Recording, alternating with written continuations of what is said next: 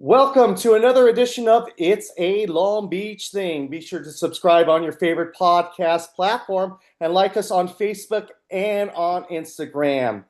We have a real treat for you today and a real honor. We're bringing in the head coach of Long Beach State men's basketball, Coach Chris Acker. Coach, how are you today? I'm doing good, Paul. Thanks so much for having me on. I got to tell you this. I didn't tell you on air, or off air, but I want to tell you on air. I heard you speak at the State of the Business where that you were in a panel, and I loved your energy. You didn't just sit there. Everybody was sitting there, and you're like, I don't sit. When I talk to crowds, I got to stand. And you were engaging the whole group, and man, Yeah. it really drew me in, and it really drew the audience in. So I wanted to tell you that. No, I appreciate that. I appreciate that. It was a really cool experience being there in front of all the business professionals and all the people trying to advance and move Long Beach forward. And I just felt that it was a great opportunity to introduce Long Beach State men's basketball to the community. Right on. So let's get started, shall we? Let's do it. All right. What is your first association with this great city of Long Beach? I know that you were born in Compton and did schooling in Maryland, so I'm sure you were in Long Beach quite a bit.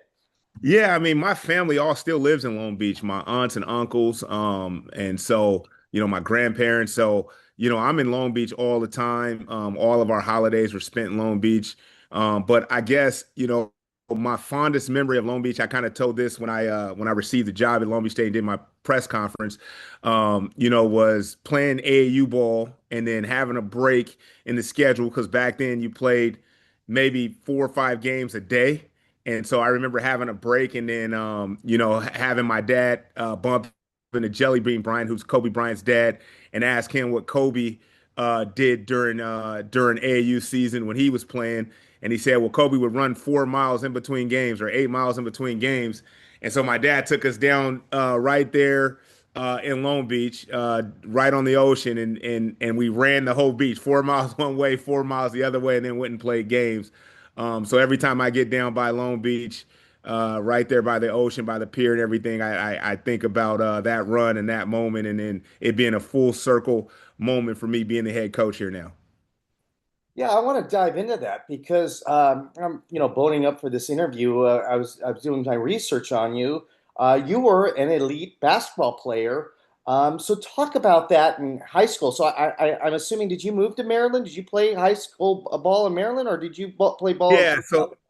so I played in SoCal for a couple years, in the Inland Empire, and then I received a scholarship to go play basketball in Maryland at a boarding school out there, St. James School in Hagerstown, Maryland.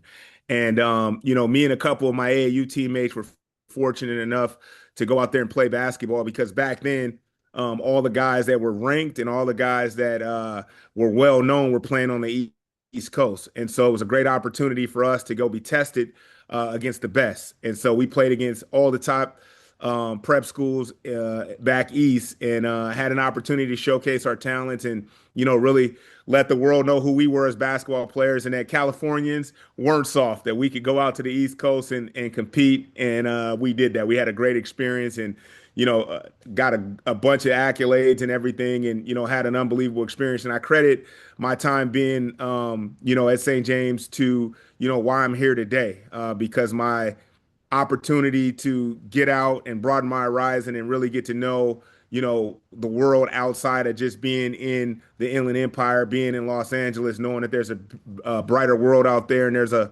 lot of people out there that had a lot to offer. And so I'm very fortunate to have had that experience.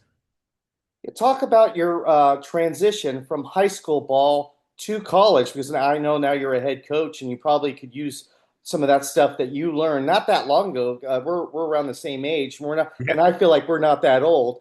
No, So, so when you got your All American in high school, obviously that got you some looks in college. But I feel like when you get into college, everybody's pretty much all American. So talk yeah. about that transition from high school to college. Well, I think the biggest transition was more so the emotional transition of dealing with the fact that, I had to come up with my own curriculum on a day-to-day basis and really figure out how to prioritize academics, athletics, and social life. And so I think emotionally, it was a lot different because you're balancing so many different things in college. And in high school, it was really simple. Everything was kind of there. You had people telling you, especially in boarding school, telling you, hey, this is your study hall hours. You can't leave campus. You can only do things at these certain times. And so, there was this schedule in place. And when I got to college, it was really practice and weights. And then at the end of the day, you got to figure out, how to prioritize all of the other things. And there's a lot more time in college to kind of, run around and do things outside of playing basketball. That if you choose to put more energy into one thing, that's where all your focus and attention goes. And, for me, I was a gym rat and I lived in the gym and loved to play basketball. And so I spent a lot of time in the gym working on my game. And so I think that work ethic that I had then is when I got the opportunity to get into coaching, it's, kind of guided me in terms of like why I'm able to stay focused now on the things that are very, very important. And that's why I'm here today because of that work ethic that was established then. Before you got into coaching, you had dreams to play in the NBA because you were in the 2004 draft. So you were eligible for the 2004 draft. Let's talk about that process. Yeah, it was a crazy time, man. My younger brother, Alex Acker, who played at Pepperdine University, was going through kind of that process. I was in a situation where um, I was trying to figure out who I was as a basketball player. I had opportunities when I was at Chaminade University to play in games, but then, at times I wasn't being communicated with, and then I wasn't playing, and then I'd have a great game. And then, so I was balancing all of these things, and I know how hard I was working. So I felt to myself, I said, you know what? I need to have an opportunity to see where I am as a pro. I feel like I'm good enough to play at the next level. So it wasn't because of the stats that I had or anything like that. It was more so just me trying to figure out who I was as a player and as a person and, taking on that next challenge. So I threw my name in the hat, not really understanding that process. And, my brother was kind of up and coming in terms of becoming an NBA basketball player. And so, we didn't really have the clarity or the understanding as to how that process worked. But I said, you know what, I'm going to throw my name in there and see what happens. And so I threw my name in there. Obviously, I didn't get drafted. I wasn't on any draft boards or anything like that. But I was kind of thrown in the fire of, hey, here's some workouts you can go to in 10 and see how you stack up against, guys that are trying to do the same thing. And it led me to playing overseas in Portugal and having an experience. And then ultimately what it did was it opened up, my understanding of how, agents and how businesses and how those things kind of operated and function. And so when my brother was going through the draft process, I was able to give him, significant advice that I think really helped him in his decision making of who to sign with as far as an agency is concerned. How to kind of navigate the business and the industry, and understanding like what the most important things are when you're going through that process, which is stay focused on being the best possible basketball player you can possibly be. Don't get caught up in all of the drama and all of the things that goes on around the draft. And it led him to becoming, I think the 60th pick in the NBA draft in 2005. As I was trying to figure out what I was doing, he was being drafted and going through that process on a much higher level. And we kind of went through that process together. And so it was an unbelievable experience. It taught me a lot. It really taught me how to be a professional more than anything else and how to deal with, different clubs, whether it be international or even sitting in rooms with NBA executives and having conversations with them about, what I was thinking and, how I felt in terms of, how my brother was developing and, all of those things. So it gave me a lot of experience. And it showed me, how to navigate, that part of the world because playing basketball is one thing, but what happens behind the scenes, is a totally different thing. And I think, young people, as they're trying to figure out how to, become professional basketball players, I think they only think that. And it's the same thing. I know we'll talk about hoops in college in a second, but it's the same thing we deal with. It's like, parents are like, well, my son is playing well. And my dad was the same way. My son is playing well. Why isn't all of these organizations reaching out to my son and wanting him to be there. And what parents don't understand, my dad didn't understand, and what I started to understood is that there's only so many spots on a roster, and coaches are looking for a particular thing to fill their roster spot to make their team better. And organizations are looking for a specific type of person that's going to make their organization better. It's nothing personal, but there's only so many spots, and people are looking for specific things. And so having all of that information, I think, really helped me to be able to communicate with my brother with when he was going through that process on what to focus on to become, the 60th pick and put himself in position to play a couple years in the NBA. So, when you went overseas to Portugal, you said, was there still aspirations to come back and play in the NBA? Well, there was more so aspirations in terms of wanting to really just put myself in a position to continue to get better and to continue to get notoriety and to continue to show people that I could play.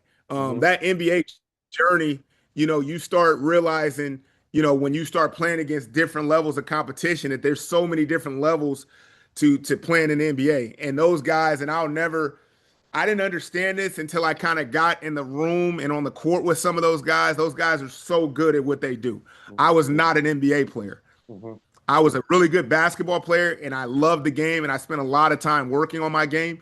I was a player that could have made a lot more money playing basketball, but to play in the NBA, I mean, you're one of 4,000 people in the world that are able to play at that level, and those guys are not only talented, their IQ, how they take care of their body, their understanding of the game of basketball, and more importantly than anything else, what I understood later on is that understanding a role and identifying a role and carving out a niche is more important than anything else when it comes to playing in the NBA. And so, yeah, I wanted to play at that level, and I did everything in my power to be in a position to be able to play at that level. And I have no regrets on my journey because I know how hard I fought, and I know the dark nights of trying to find an agent to put me in that position to be able to have an opportunity to play at that level. But then when the reality hits that you're either going to be a 24-hour fitness legend or you're going to figure out what you're going to do next. So, when you went overseas, did you already have a family started at this time, or were you kind of solo at this point? I was still, figuring it out. I don't think, no, I think I was still figuring it out at that point. I didn't have a family yet at that point. Okay, so at that point, so it was a little bit easier for you because at that point Yeah, in it was a time, you just had to worry about you and not yeah. a family. Okay, that's great. And then what was the difference in play from you playing overseas to the States?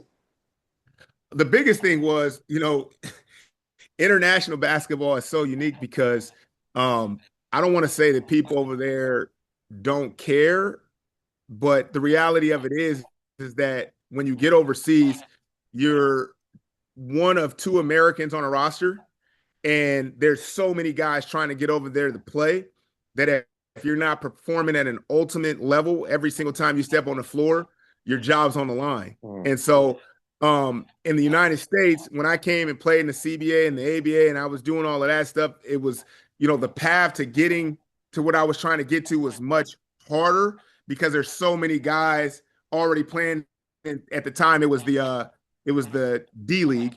There's so many guys playing in the D League. There's so many guys playing in all of these random leagues in the United States that it's so many guys trying to make it. And so overseas, it was just a lot different because you were dealing with, organizations that, they were always, you basically were, I wouldn't say micromanaged, but you were basically managed in this box that if you didn't fit in that box every single day, you worried about your job security. Hmm. And I love to dive into the psychology of that because I work with high school athletes on the mind. How did you handle that? Because that's a lot of pressure every single day. If you didn't, it sounds like if you didn't perform at the level that you felt like you needed to, you could have been cut at any time. So how did you keep your spirits up through that process? I think that's just it. I think, my spirit and my drive and who I am as a competitor and ultimately knowing what I was trying to accomplish kept me just focus on the things that I can control. And I was trying to become a professional every single day. Even though I was a professional, I was ultimately trying to become a professional in every aspect of my life and understand how to do what I was doing at a much higher level. And so the things that were going on around me, though they were there, I wasn't really I was a little bit naive to what was going on. I'm more so talking from a reflection standpoint of understanding it now, but at the time I was just so focused on I want to play in the NBA. I want to be a professional basketball player that even though I was making money then and I was, I had somewhat accomplished, becoming a professional basketball player, there was something further out ahead that I was trying to accomplish. You talked about it that you have no regrets through your journey. When did you decide, you know what, I'm gonna lay up my sneakers and get into coaching? Was there a transition, or in the back of your head you were always thinking, you know what, basketball is my life. If I can't make it as a player, I'm going in as a coach. How that thought process come through? Yeah, I never thought of myself as a coach. Never thought of being a coach or had any dreams or desire to be a coach. It was more so I got back home, I was hurt. And then I started working out up at a junior college where I eventually started my first coaching career. But I started working out with some of the guys up there with the coach now that I knew from growing up. He used to open gyms and everything back in the day. And so he was the head coach there. And so I started working out with his guys. And, as I was working out with his guys, he leaned over to me and he said, "Hey, if you ever want to coach, let me know." And that was the first time that had kind of registered in my brain that like there was something else out there besides playing. And I had spent so much time and energy in playing that I never thought about like hanging it up and focusing on a new career path. And so when I went home that day, I really processed that thought of not playing anymore. And in that moment, I had like this genuine satisfaction of being able to change paths and saying that I gave everything I had in this path. Now I can change path and move in this other direction and not there because there's always in my family there was like this internal non talked about pressure to become a professional basketball player. And some of that was based on how we were raised in the environment we were raised in. We were trying to get out of that environment. And so me and my brother was so competitive and our only focus growing up was we have to play in the NBA. We have to play in the NBA. And that took a lot of energy um, out of me, a lot of, just chasing that dream.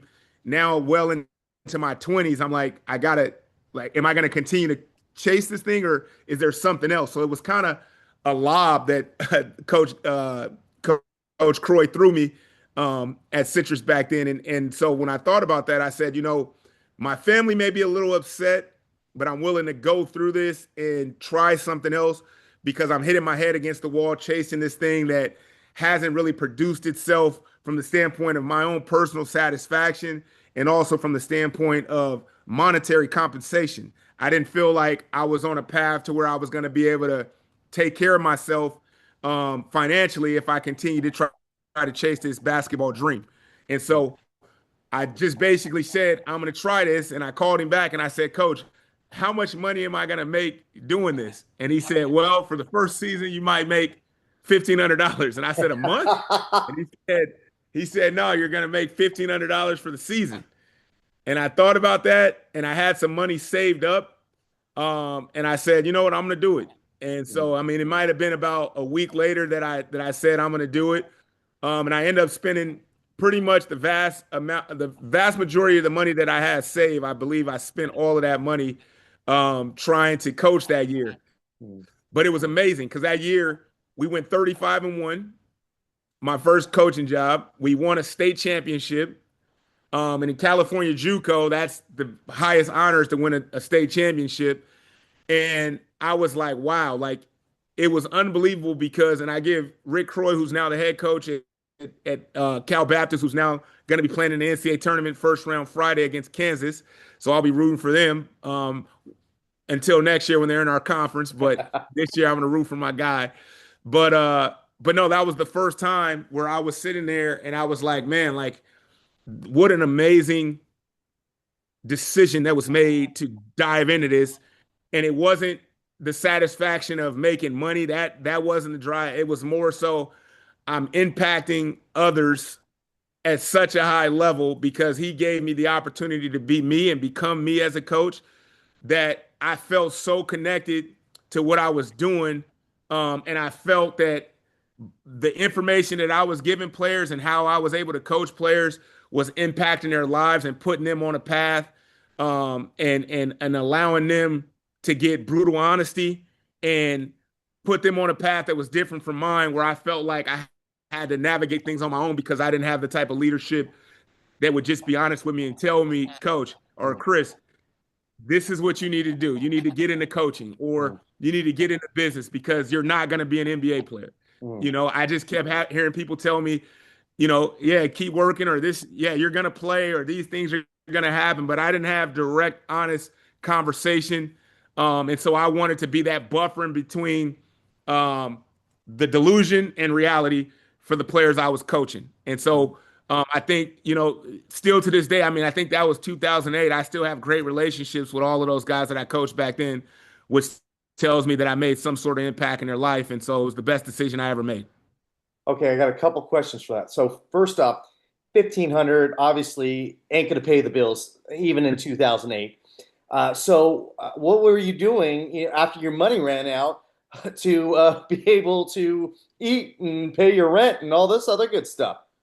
Well, the good thing was my brother was in the NBA, or he might have been. I think he was in the NBA at the time, and so we are, and were back then really, really close. And so, we both had the mindset that whatever it took to get us to where we're trying to get to, we're willing to do it. And so he had a house in California at the time, and so I paid him a little rent, and he allowed me to stay there with him, and we were, figuring it out. And then I think he went off to overseas for a little bit during that stretch as well. And so we were able to just figure it out financially. And I think the money that I had saved, obviously, I think I had like maybe 50K saved or something from playing. And I spent that money on food and just, trying to advance my knowledge and understanding of basketball. I trained kids on the side during that season. Um, I was like the first basketball trainer back in the day that wasn't on social media that was, developing players and youth and developing relationships in the community to earn a living, but also to start my training career. So I was doing a multitude of things during that time. I think at one point I was the youth programs director for the Clippers and the Sparks, where I had a job on the side, and it was like my first full-time job while I was coaching during that tenure because I spent 6 years at Citrus as an assistant coach, just grinding. And I never, at that same time while that was going on, I was also finishing my degree because I had left college early to go pursue a professional career as a basketball player. So I had a lot going on during that time. Thankfully, Rick, who I mentioned before, was the guy that said, "Hey, you're going to have a career in coaching, but in order to be successful and actually accomplish your goals, you got to have a degree." And so, we were really close. And he said, "Man, you got to finish that degree, no matter what. While you're here, use this time to finish your degree." So I spent 2 years at the University of Phoenix online, finishing a degree at the same time. So we had a ski closet in our office at Citrus. It wasn't even an office. It was like literally like it was like a little shed in the corner. And so there was many a nights at 1 a.m. we come back from a road trip and I'd be in there plugging away on my computer, finishing a paper, after a big win. But that was part of my journey. Wow. The second question I want to ask you is you were 35-1, your first time in the coaching role as an assistant. Did you have this fairy tale of, hey, coaching's not that hard? No, I mean, I never really thought of it that way. And I've been blessed to be around some really good coaches and coach really good players. I never really thought of it as a job, to be honest. I mean, I always thought, I mean, like I said, I worked for $1,500. So when I got into it, I just fell in love with the concept of you get to come here, work every single day with basketball players. You're not playing, but you're kind of you're kind of competing, and some of the things you get to basically control the information that gets to your players to allow them to go out there and perform better and ultimately help your program win a game. What's cooler than that outside of playing? And so that's kind of how I've looked at it my whole life, as that I've been in coaching, or my whole career that I've been in coaching. I've kind of looked at it from that perspective, as even though, I know now more than ever we're in a business, but I've always looked at it as like what a great opportunity that we have to, impact players and help them move on to become professionals and chase their dreams. And then I get to tell them the truth every single day and go to bed at night knowing that, I can hold my head up high, knowing that at least I gave him the information.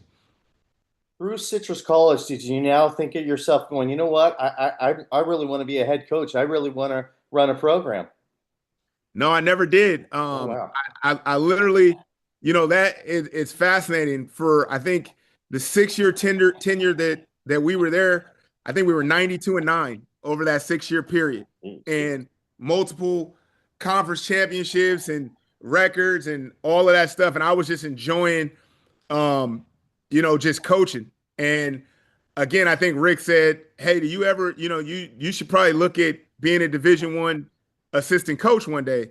And so, I knew at a certain point I had my degree, and so I was like, "Coach, I'm good. Like, I'm not trying to chase anything. I'm good right where I'm." He's like, "No, I think you should really look into, trying to do something else." And then I mean, after like years of just like processing what was going on and getting to know coaches at the Division I level that were coming in recruiting our guys. I mean, we had so many guys move on to the Division I level.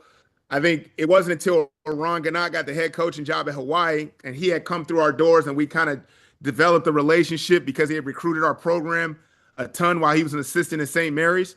So I had a little bit of a relationship with him. When he got the job, I told Rick, I said, that might be a guy that I want to, you know, go work for. And as coaches, we all have our uniqueness in terms of how we do things, right? And there's no right or wrong way to do anything, but it's just that way. And so for me, having worked for Rick and Chris Victor, who's the head coach at Seattle now, and Rick's the head coach at Cal Baptist, you can see our trajectory of coaches that we worked under at Citrus, where we've all moved on and we're all either Division I head coaches or Division I assistant coaches somewhere still all the way from 2007, 2008. We're still in the business because we've attached ourselves to the right type of person that are about the right things. And that's all I wanted to be around. I wanted to be around people that were competitive, but also understood that the student athlete is first, right? And it's our job to help them move to the next level. It's not about us. It's kind of a blue collar working mentality. No one gets the credit. No one cares about credit. We're just trying to win, and we're just trying to showcase our program and show people, why you want to come play for us and why we're competing at the level we're competing at. And that's kind of the mentality of how we were wired. And so I didn't want to be around anything that wasn't like that.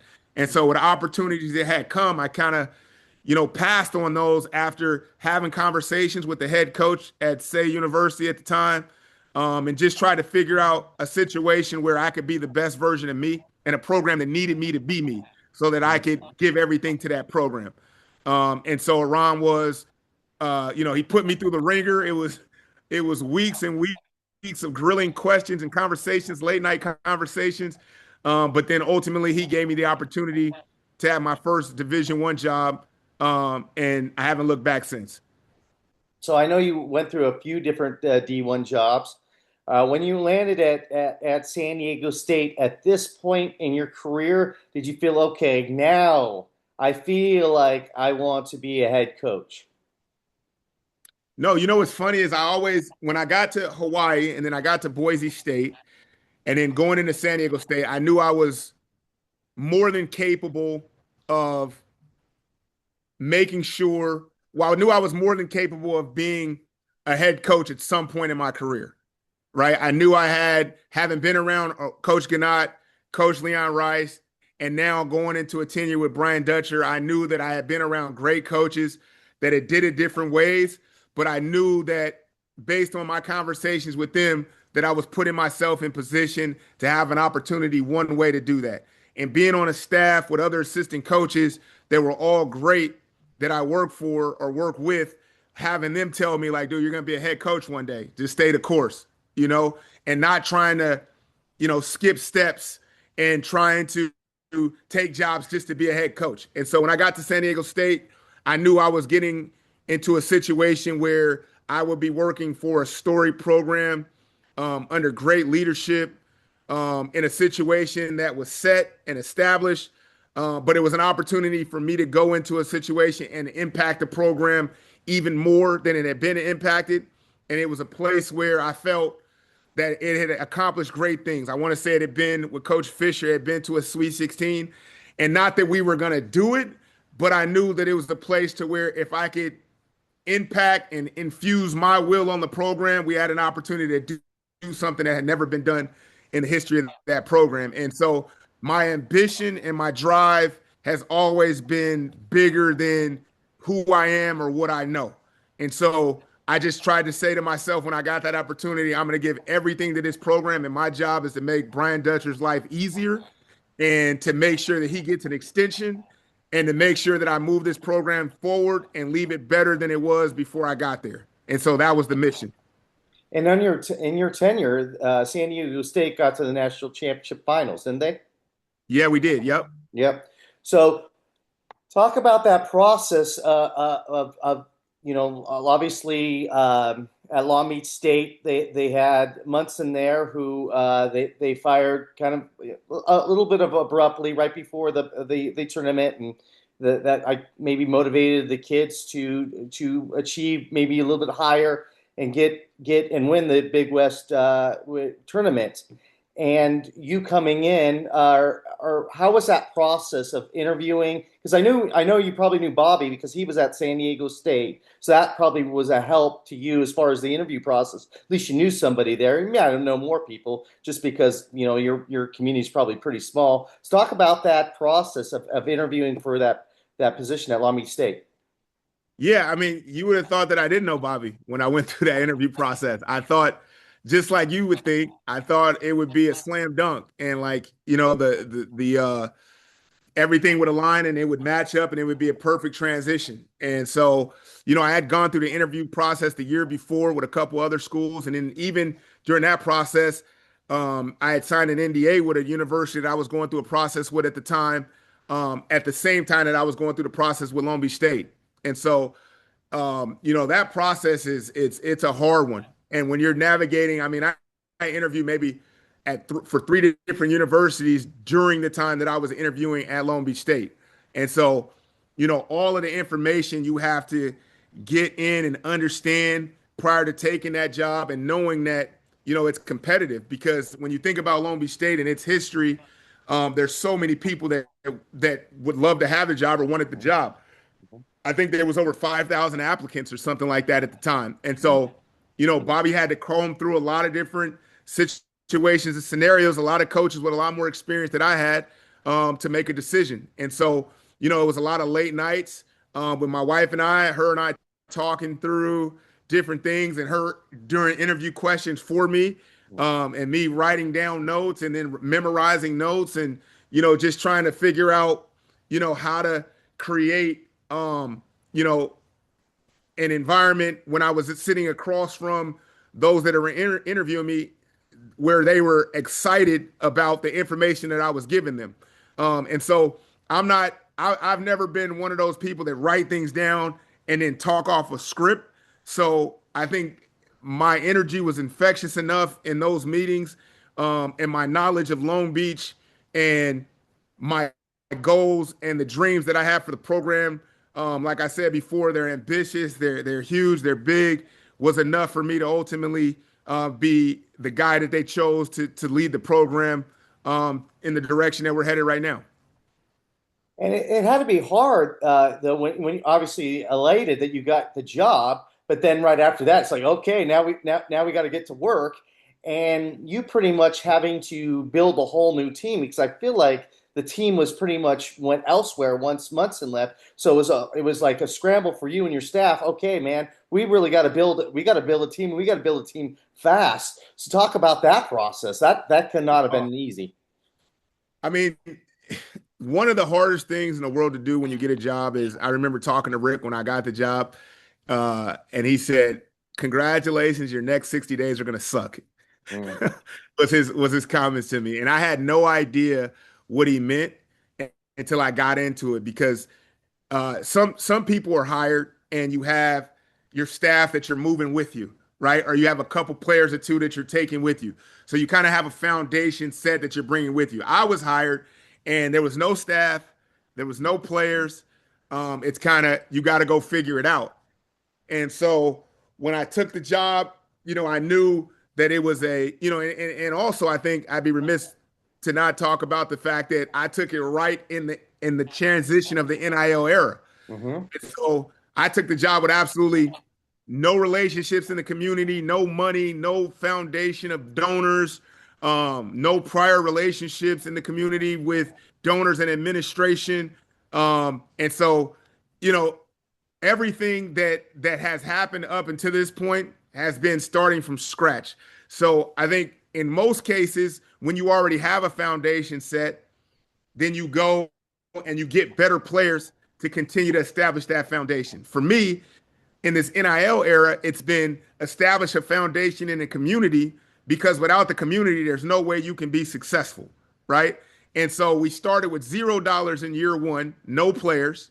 And it was kind of like the pick of the litter who was available at the time because I think we had a month until the summer workouts started.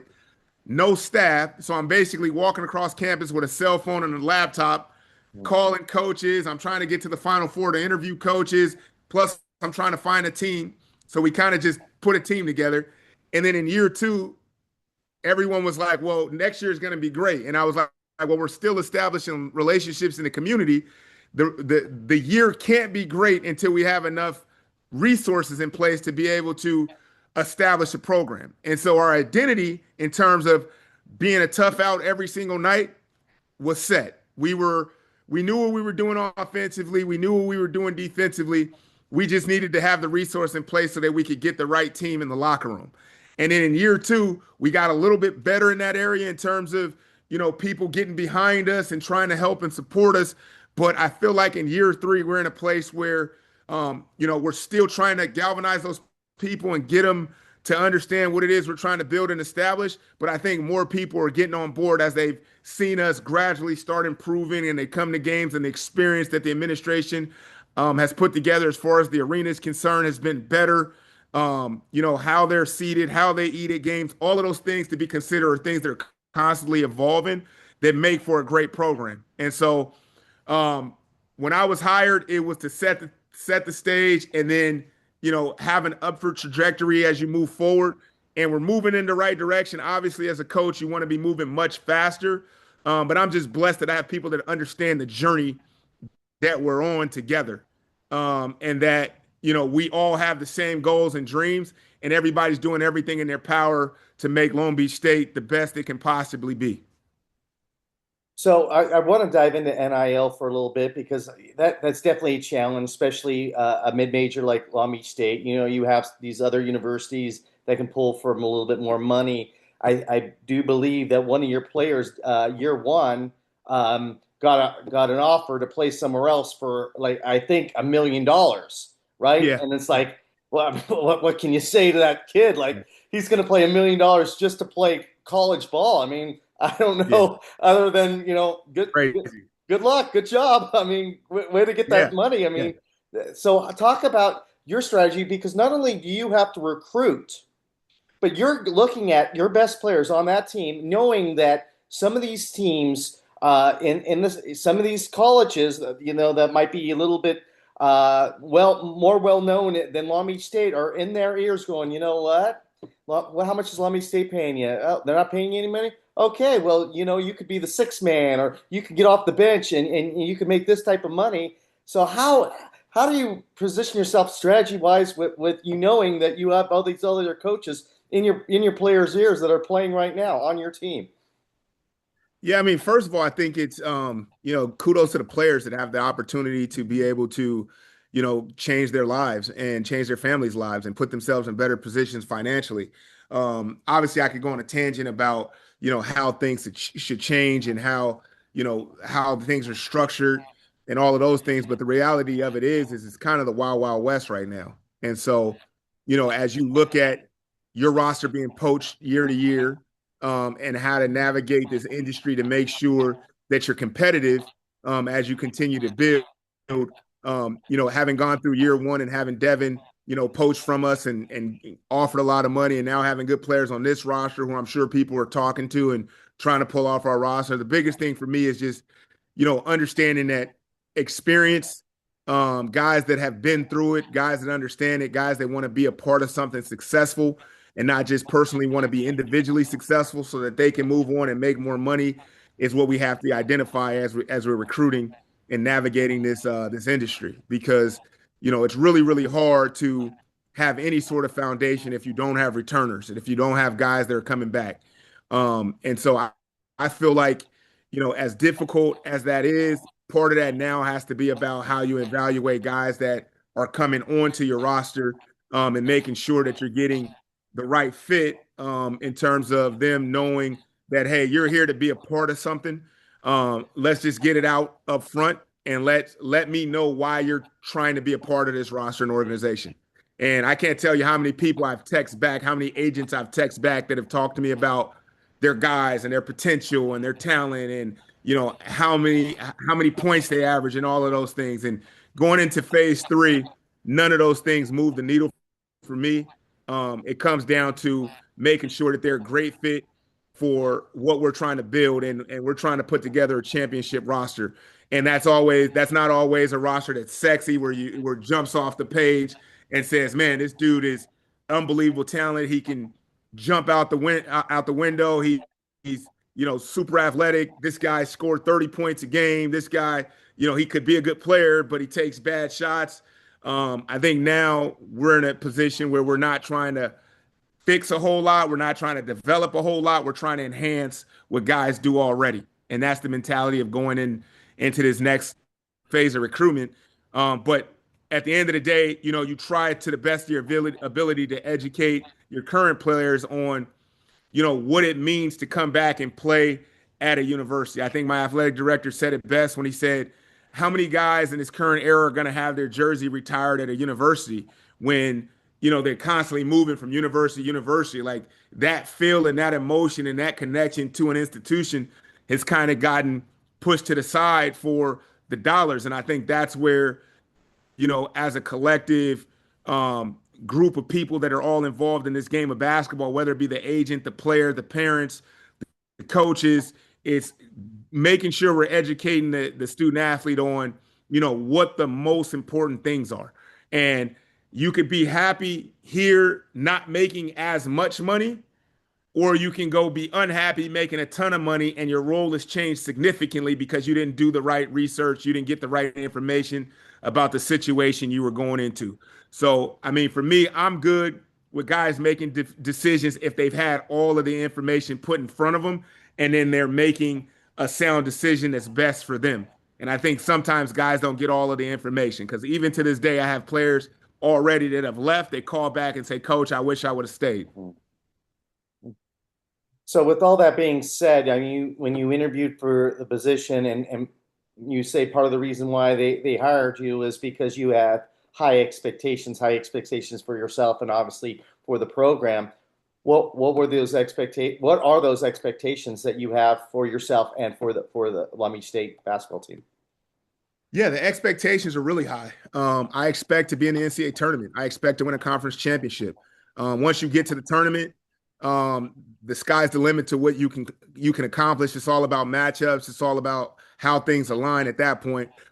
But those are the goals that we have. We want to win a conference championship. We want to win a conference tournament championship, and we want to play in the NCAA tournament.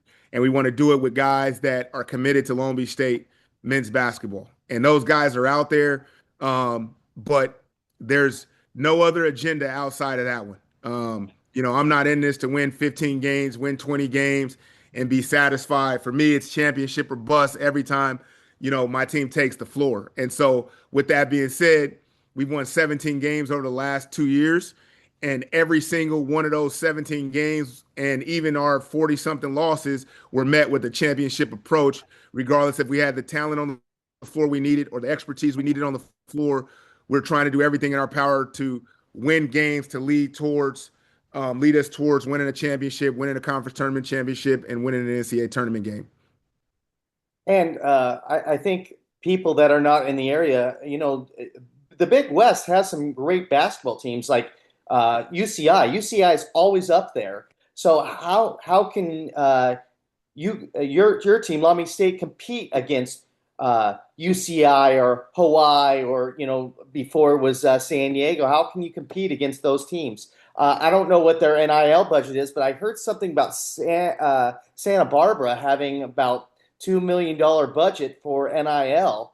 And that's tough. That's in your same conference. I don't know if that's true or not. That's what I heard. But how with all that noise, how can Long Beach State compete in conference to hit those goals? Well, first, I need you to get this podcast out there to the masses. I need it to go viral in Long Beach because the reality of it is we can't do it without the community support. I mean, the reality if we want Long Beach State basketball to be back at the top where it belongs, then we have to have a budget in place that allows us to do that. And the top of our budget or the top of our league sits at about $1 million. Like you're not winning the conference if you don't have about $1 million in your portfolio.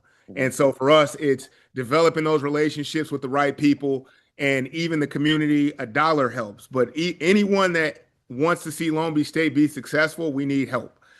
That's how you do it, and that's how you compete. Fortunately and unfortunately, I'm in a situation where I'm not inheriting NIL with a program that I already had established, right? And had I been here for 4 years pre-NIL era, I might have had two or three returners or 4 or 5 returners, or we would have already had success and people would have said, oh yeah, in order to keep this at this level, I want to get behind this program. Unfortunately, I inherited the program right at the cusp of the NIL era where all of the players that were here before I got here left for more money. And I think the average price for those guys was anywhere between $200,000 and $500,000 that those guys got per player that ended up moving on. And so I started with a $0 budget to about a 380, 390K budget, which is not even close to what you need to do to be successful in this conference. And so I think in terms of that, we've done an unbelievable job of what we've had to work with. But obviously, we won't be satisfied until we get our program to the point to where we have enough resources to get the right guys here. And what more money does is it allows you to be more selective with the guys you bring into your program. I think when you're nickel and diamond and you're trying to just make it work, 15K here, 10K here, 3K here, that's kind of the return on investment that you get. But when you have more room to make better decisions, then ultimately you're going to pick guys that kind of fit in the wheelhouse of what you're trying to build and establish. And so we're trying to bring in guys that have played in the NCAA tournament, have conference tournament championship experience, that have great efficiency numbers on the road before we even watch their film. We can just determine that these guys fit based on that. When you turn on the film, it'll tell the story. Then when you get a chance, when the portal opens to talk to them, then you'll be able to get an engagement to where you'll understand who they are as people. Then you fly to them and you sit down with them face to face and first make sure if it says 6'6" on their profile, they're actually 6'6", right? Not 5'11" or 6 foot. And then, get to meet them, get to meet their family, then bring them on campus and get them to entertain with the guys that you bring back from your roster. That's how you build a program. But we can't do it without the resources, and we need a community behind us in order to do that. With that being said, I know it's been a slow climb, but it looks like you guys are getting momentum, and obviously we need to pitch in as a community of Long Beach and get to where we need to go. But with all that being said, what's your expectations for year 3 for you? My expectations are very high. If we're not competing at the top of our league, I'd be very disappointed in our performance. And all that being said goes hand in hand with what we're asking from the community to get behind us. If you support us, then you can hold us to a higher expectation on the floor. And so I think our guys and our staff and our administration is fighting tooth and nail to make it happen. And I feel like in year 3, we'll be much closer to that goal than we were in year 1 and year 2. But those are my expectations and won't settle for anything less than that. And I have a more of a technical question for you because I'm a big fan. I actually sit across from you. I I'm like love it. sitting there. I can see the whole game there.